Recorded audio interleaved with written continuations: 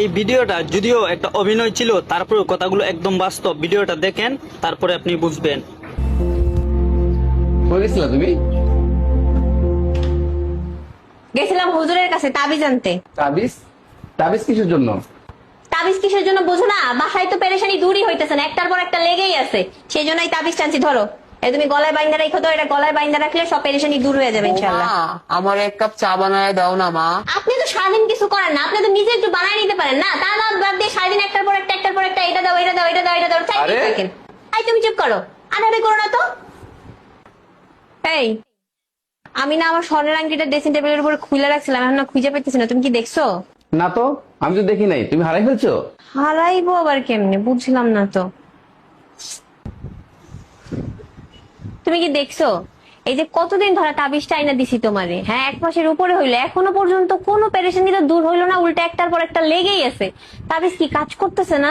শোনো, আমি তোমার জন্য একটা তাবিজ আনছি, কিন্তু এই তাবিজটা কিন্তু স্বয়ং সম্পূর্ণ না। এটাকে সম্পূর্ণ তোমাকেই করতে হবে। আমি কিভাবে এটা সম্পূর্ণ করব? তুমি এই তাবিজটা ব্যবহার করবা এবং সবসময়ের জন্য মানুষের সাথে ভালো ব্যবহার করবা।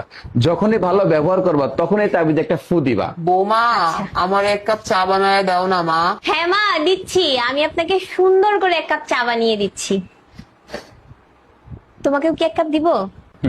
দাও। এই, তুমি কি দেখছো যে তোমার এই তাবিজটা দেওয়ার পর থেকে ঘরের মধ্যে সমস্ত পেরেশানি তো দূর হয়ে গেছে, আর এখন শুধু শান্তি আর শান্তি, আল্লাহর রহমত আইছে। হ্যাঁ, মাশাআল্লাহ। তাবিজটা খুলো তো। এটা কি? এটা তো সাদা কাগজ। ওটা কোনো তাবিজ না, ওটা একটা সাদা কাগজই ছিল। শোনো, ঘরের বউ যদি সবসময় রুক্ষ মেজাজে কথা বলে, খিটখিট করে ব্যবহার করে, সেই সংসারে কখনোই আল্লাহর রহমত বর্ষিত হইতে পারে না এবং সবসময়ের জন্য অশান্তি থাকে।